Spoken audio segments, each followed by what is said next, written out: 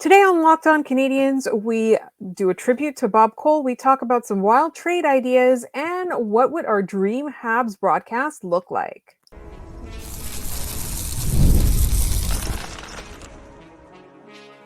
You're Locked On Canadiens, your daily podcast on the Montreal Canadiens, part of the Locked On Podcast Network, your team every day. Hey there, everyone, and welcome to episode 1061 of Locked On Canadiens, where you get your team every single day. We're part of the Locked On Podcast Network, and you'll find us free and available wherever you get your podcasts. And today's episode is brought to you by Monopoly Go.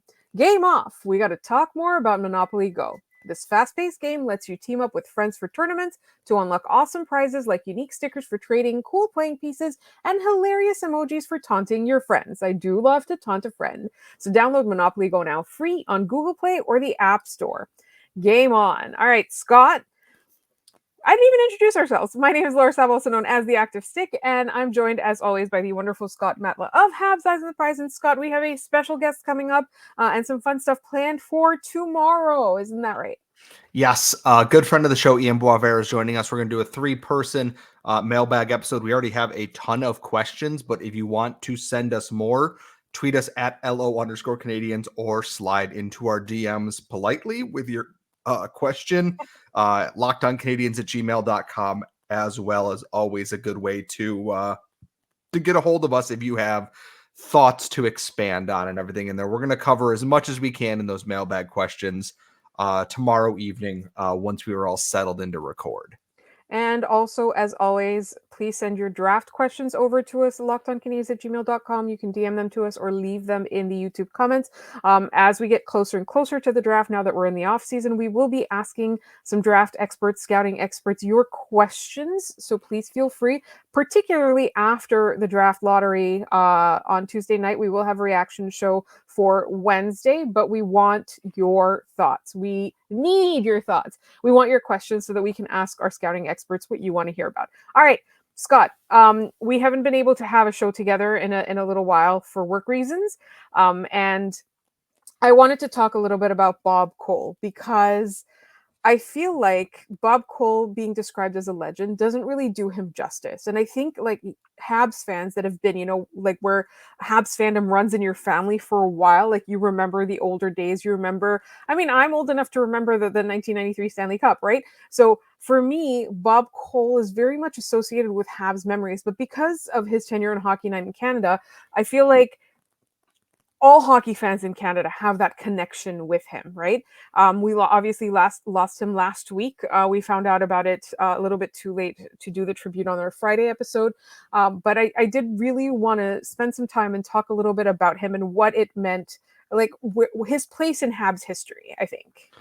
The thing is that I, didn't grow up in Canada. I don't live in Canada. I didn't really get to fully experience the majesty of Bob Cole in his prime. And I'd argue that, even his, twilight years as the Hockey Night in Canada voice were still very good, and that he brings such a unique flavor to the sport of hockey. But you look back, even someone posted his audition tape. I think it was that he had sent into, I believe it was CBC back in the 60s. And it is just that voice, that cadence, that excitement he brought something to that game. I know a lot of Habs fans, grew up with like Danny Gallivan and other players and other pieces on the play-by-play and commentary, that it's like here in Buffalo is that I grew up with Rick Jeanneret as the voice of hockey and then Doc Emmerich after that. Bob Cole was in a class of his own, though, in terms of this, is that you look at all the calls and that people posting tributes I rarely saw the same one doubled up in there. You could talk about how they're going home, how the Flyers basically beat the Soviets off the ice so bad that they quit playing hockey.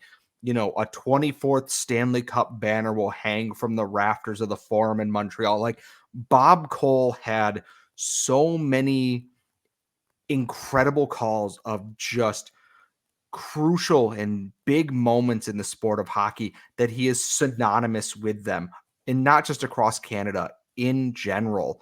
And yes, he retired, a handful of years ago. The last game he ever called, I believe, was Ryan Poehling's debut hat trick against Toronto. And yes, that's not peak Bob Cole, but it is one of those moments that if you're going to send a guy off, that's something Ryan Poehling's going to remember forever, is that Bob Cole in his final game ever, my first pro game ever, called my hat trick. It is the hockey world is searching so desperately for someone to be that next guy there, and they haven't found it yet. Doc Emmerich obviously retired. He was a different type of broadcast, but Bob Cole, a lot like, oh God, I'm forgetting his name, and every baseball fan is going to kill me. Oh my God. Our friend JD from Locked On Ducks is going to murder us. We're going to get murdered. Oh my God. I know who you're talking about. Dodgers announcer. This is so bad. Vin Scully, who also passed away recently. God, our comments are going to absolutely kill me, but we're going to get roasted for not remembering Vin Scully. In a way that they could seamlessly, and Vin Scully is one of a kind in that he could just talk about, hey, here's this thing going on up, and he steps into the box and it's a drive into the gap for a double there, and just go back and forth.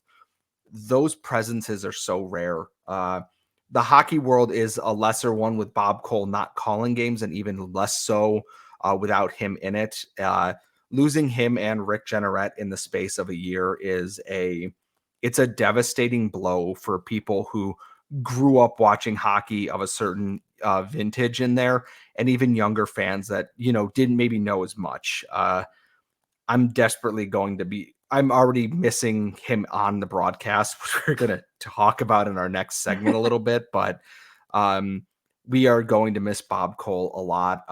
I hope that he and his family have some sense of peace and respite in the tributes that have poured in from everybody. Yeah, absolutely everybody. Even Max Domi's tribute wearing the old 80s, 70s, 80s Hockey Night in Canada jacket walking into a game. The Leafs lost that game, mind you, but Bob Cole's called a lot of those over the years. I think one of my favorite things about Bob Cole was that he was always on the Leafs call, and Leafs fans claimed him as their own, but he was always a Habs fan. Like, he was originally a Habs fan.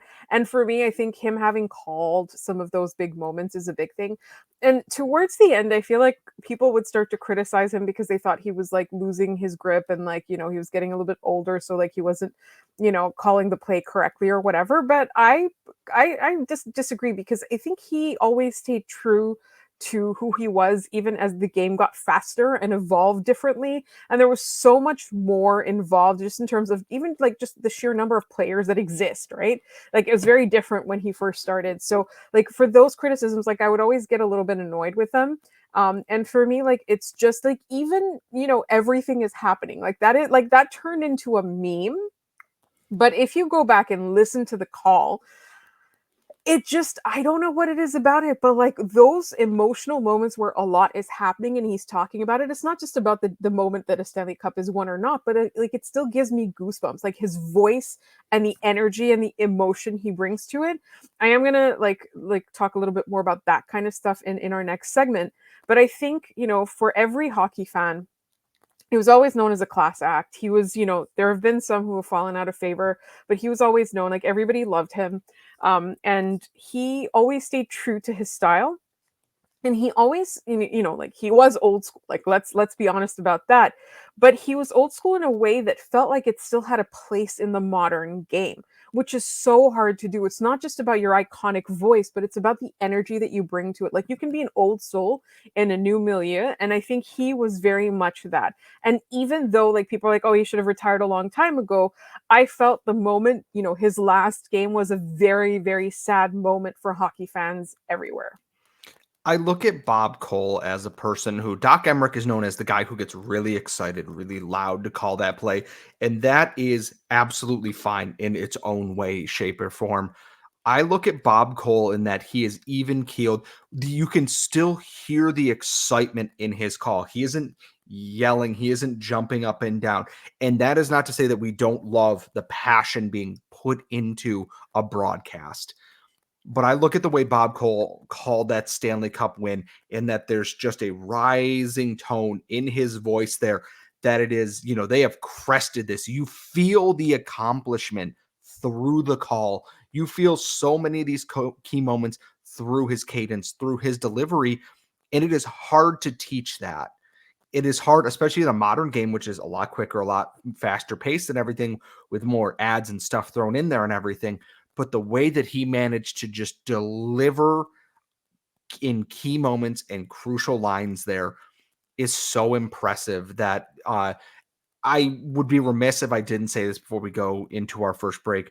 Tim Thompson at Boundless on Twitter, the guy who used to do all the Hockey Night Hockey Night in Canada intros before some other grievances there. He did a phenomenal tribute to Bob Cole. Go watch that, then watch all of the Hockey Night in Canada intros and just see how often you hear Bob Cole's voice interspersed in all those videos too. That man was synonymous with big hockey moments and always will be. That cannot ever be taken away from him. Absolutely. And honestly, if you're going to go watch that video, which I highly recommend, make sure you have some Kleenex or, a stuffed animal to hug because you will get emotional. There will be some tears.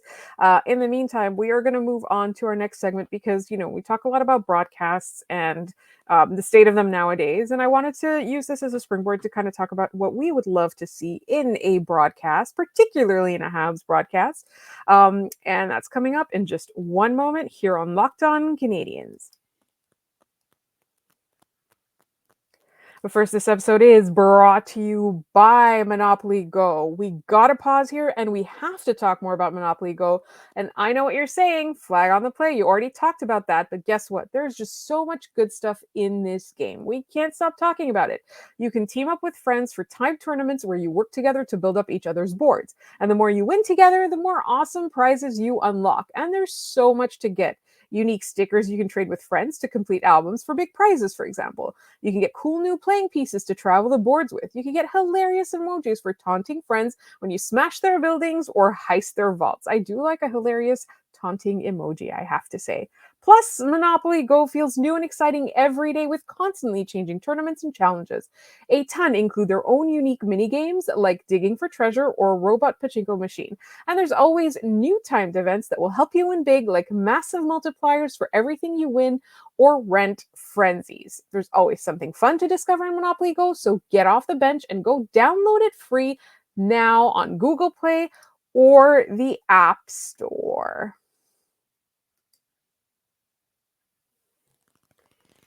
All right, here we go, Scott. So, in Montreal, we are uniquely gifted. Now, I wouldn't say uniquely. I feel like Ottawa has this too. We have a French language broadcast and an English language broadcast. And given that we are an English language a broadcast.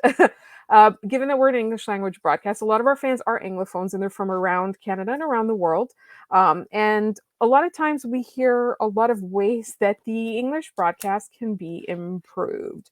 From my perspective, I do tend to watch things on RDS. I'm not a big fan of the TVA broadcast, but I do love RDS because of the mix of analysis, emotion, and good play-by-play. Like that to me is a good example. It can obviously be improved, but in terms of the English language broadcast, obviously there's a whole bunch of them. And right now I'm mostly talking about TV. People often complain that it seems biased against the Habs. I think that's the number one complaint that we get. So I'm of two minds. One, I wish that I could listen to the RDS broadcast because Pierre Hood is very, very good at what he does. One of the best. Yes, absolutely, 100%. I don't speak fluent French, unfortunately, but I know enough from listening to the Laval Rocket broadcast on AHL TV with Anthony Marcotte of BPM Sports, which is, I've picked up enough to know what is going on, but not that I could repeat it to you. And a lot like we talked about with Bob Cole is that Pierre Hood calls the game in a way that is, you feel the moment when the Canadiens are doing something impressive and he is just full voice into it. You are right there. It is like you were in the arena and he is just yelling in your ear in the best possible way. The English broadcast can be a mixed bag here. I don't want to be too mean to Craig Button, but this is part of it, is that please stop yelling at me when you were trying to make a point. I didn't dislike Dave Poulin. He was just not my favorite piece of the, and this is TSN, of course. This is the one that we get most of the time for Canadiens broadcast. We'll probably talk about the national broadcast in a moment there, But on TSN, I like Brian Mudryk. He had big shoes to fill in his role, and I think he's done a very good job. And I am kind of sad that Dan Robertson, voice of TSN 690 on the radio calling these games, he does a phenomenal job in Winnipeg. But this year, I've seen a few people step in with Brian Mudryk, with Dave Poulin getting hired in Ottawa, leaving the booth there. They promoted Frankie Corrado, who was a former, NHL player, kind of one of those tweener players who was in and out of the NHL, the AHL, but played a ton of games. And Mike Johnson, who was, a tenured NHL player. And I think that those two in the booth with Brian Mudryk is such a great combination of things. They bring an insight to the game, having known and played against some of these players, having chatted with these guys, seeing the game through their own eyes. Mike Johnson is far and away the best color commentator I think you can have in a game right now. He is outstanding. And the biggest thing is here, and this will segue into that talk about the national broadcast, is he talks, fills space with information, but doesn't overstay his welcome. He lets the moments breathe. He talks about things. He offers his insight, but isn't trampling on everything. And that is where I think most of people's issue comes from. And this is going to go right into the Sportsnet rant here. And I'm sorry, but I am directly going to call them out on this. Sometimes less is more. So Gary Galley, sometimes stop talking. Just a little bit. Please stop talking. It blows my mind that you can say so much and say so little at the same time. And usually it is, Montreal this, and it's like, I'm just not going to talk about them at all. And that is where Habs fans feel kind of hard done by. If they're playing Toronto or they're playing somebody else, they do not generally talk about the Habs. Or in some of the games, it sounds like a funeral when the Habs score. And that is a problem. We like seeing what Mudryk and Corrado or Johnson bring to a broadcast, and that they are excited. They have good chemistry. Just generally be a little bit more even keeled. Right. And I think for me, one of the things is that when you're talking about filling space, right, overstaying your welcome, I think that's also a breeding ground for hot takes as opposed to informed analytical opinions. I'm really glad you brought up Mike Johnson because I really, really like him and what he brings to the table. And I think there is value, like there's a lot of value in having a former player in those seats, in those roles, whether it's in analysis, whether it's in color commentary. Usually play by play is more somebody with a broadcasting background, but the color commentary, having somebody who's either played or coached or managed the game, even like in the in between segments, and having just sort of hockey analysis in general, having a former player is not necessarily a bad thing. I do think though that a lot of times the job of this person providing the analysis is to keep fans in the game. Like, we're watching that hockey, right? We're only going to tune it out if the game is boring. And a lot of times I feel like when you're just rambling or talking or overstaying your welcome, it's not necessarily going to engage the listener, right? And there are some, and we are kind of talking both about play-by-play and color commentary and analysis. I think there are some play-by-play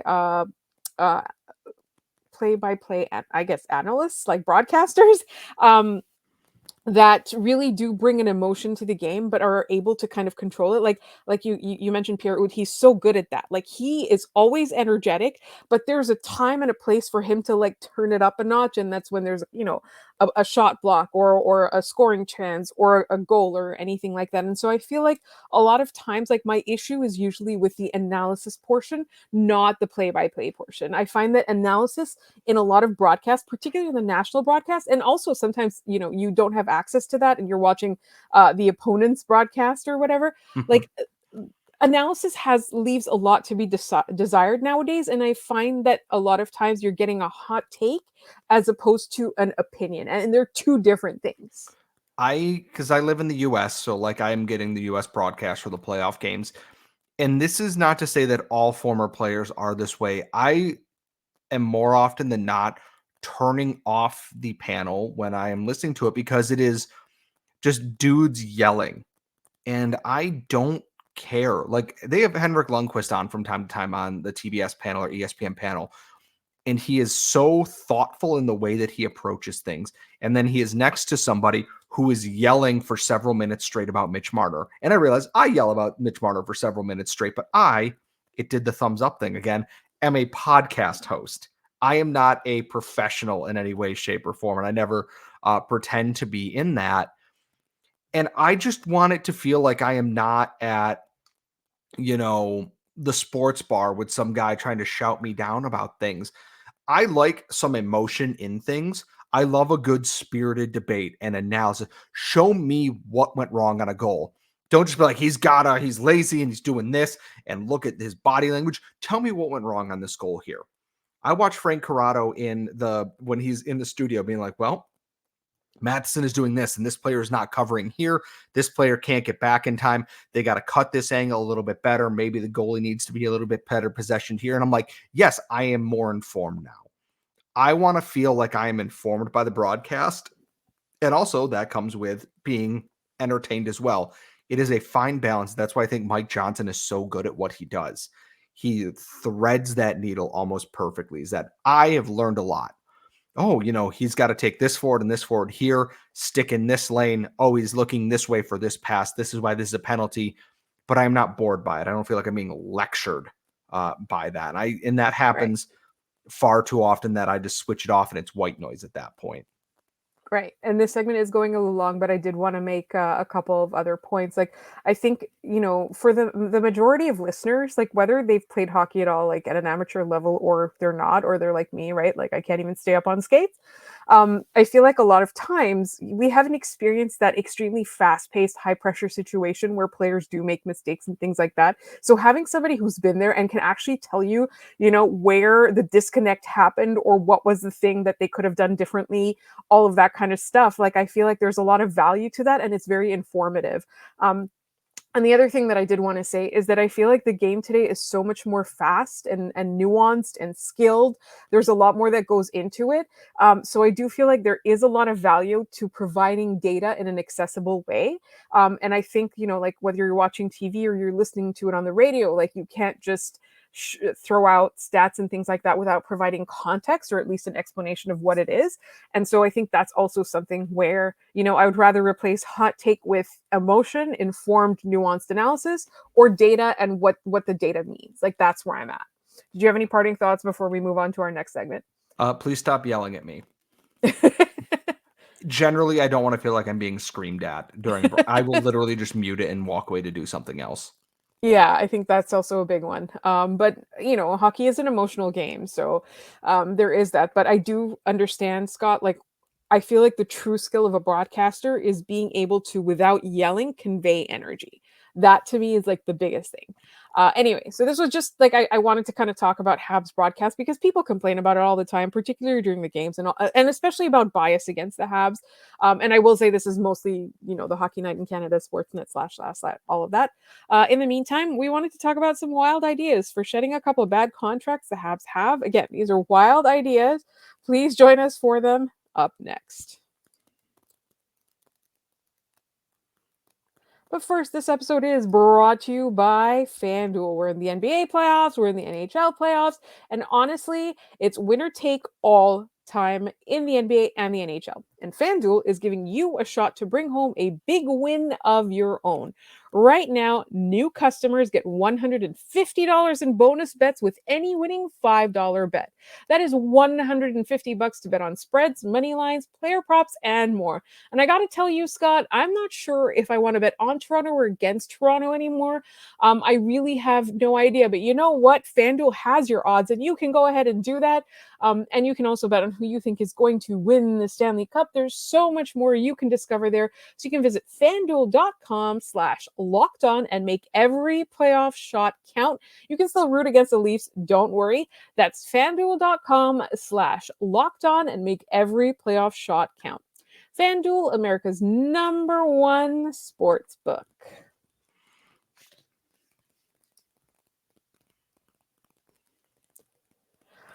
All right, Scott. A lot of our listener questions often have to do with how can the Montreal Canadiens get rid of Josh Anderson's contract?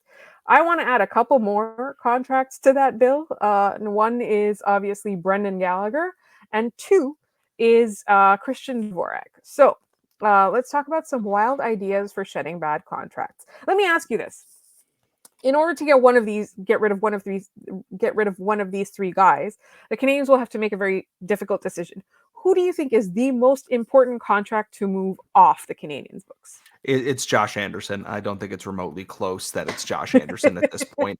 And that comes with the caveat of course, the minute they trade him, he's going to go on a hot streak that no one has ever seen before, hit 30 goals, and everyone's going to be like, why did we trade him? Because hindsight is 2020. I look at this. Dvorak has a year left on his contract. If they can't move it, he's likely getting flipped at the deadline anyways. I also want to see, I think that him healthy gives them a little bit of a security blanket in the middle, and they're willing to, work with that. And Brendan Gallagher having such a good season relative to where he was at last year makes him a valuable piece here and one of those veteran leaders on this team. Anderson is the one that does not fit on a line, does not fit the team, what they're looking for, is not producing enough to try and make it work right now, and has a lot of term left. That it is, if you move him out, you open up a number of possibilities for this team. And we've picked on him. We've tried to be fair. We've talked about how it kind of sucks for him because we know he's capable of this. But boy, it is just, I don't know what you can do at this point. And like we said, Ken Hughes probably missed his window to trade him when he had the chance. But to try and move Anderson's contract right now, you were probably attaching a first-round pick to it, with all the conditions and stuff that go in it, just like the Sean Monahan one was. This is very likely Kent Hughes' version of that, unless there is a very, very desperate team for a very particular type of player out there. All of this starts probably with the Canadiens attaching a first-round pick or a halfway decent prospect just to get rid of that contract. So you think a pick would do it and not a specific established prospect? I think it could go either way, basically. I want to take a look at just how long that contract is still running for. He and Brendan Gallagher had the exact same contract length left. They have 3 years left on it. Brendan Gallagher at $6.5 million, Josh Anderson at $5.5 million. Okay, so my opinion is Brendan Gallagher.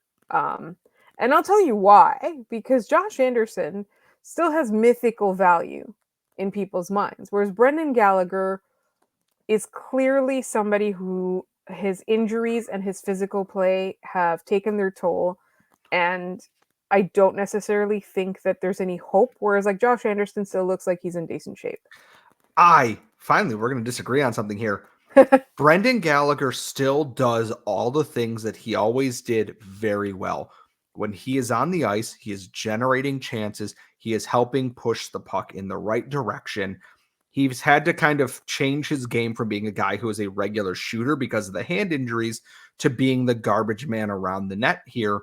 And I don't think that's necessarily a bad thing, because I think that there are players that are going to be coming up who could learn a lot from how Brendan Gallagher operates around the net to make themselves more valuable.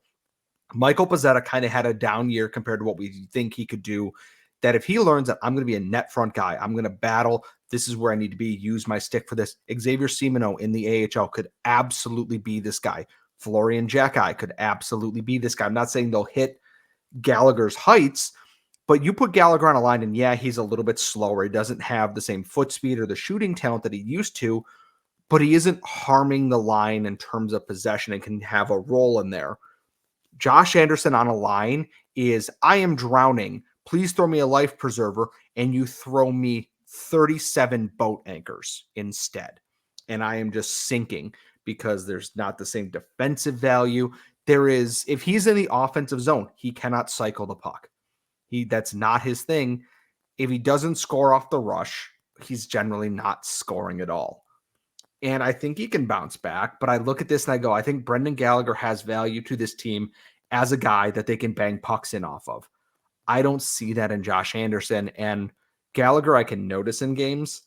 When I don't notice Josh Anderson, there's a reason for it, and it's never a good one. It's like you said, he has that mythical value. I think that makes him more appealing to other people at this point. I would rather keep Yoel Armia and Christian Dvorak over Josh Anderson on this team right now, if only because their contracts are shorter. And I think there's other perceived value for this team that they have right now. Okay, so my next question is, and this is the wild one, is who is the most promising prospect that you would throw into a Josh Anderson trade to get rid of him? Oh, Christ. Like, who's the highest caliber? Like, who's the most like in our prospect depth chart in our heads? Like, who's the best one that you would be willing? If it's like, okay, I'll give you Josh Anderson and this guy, and you give me like whatever. Oh boy, that's tough because like, I mean, I'd say Emil Heineman potentially in there.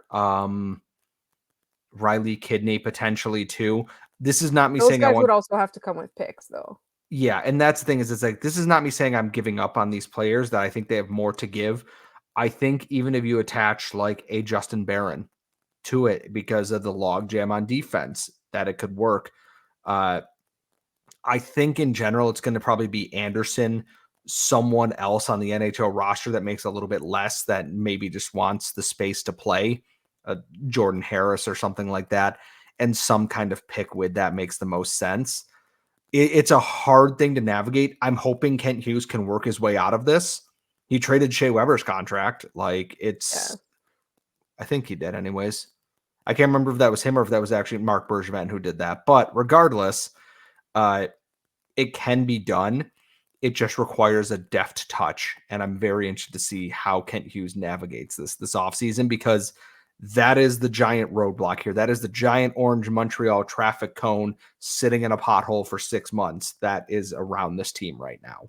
So I think it's really funny because I said wild ideas and you still went very sensible, Scott, with who you would be willing to give up. Like, I feel like if you're trying to get rid of Josh Anderson and not retain any salary, that's the big thing, and not retain any salary, you would have to go as high as Sean Farrell. I think that that's also potentially true. I also love that he is the prospect I've attached my self-worth to at this point. So maybe not the healthiest thing in the world. But I haven't, so it's okay. Yeah, I was gonna say that's fine.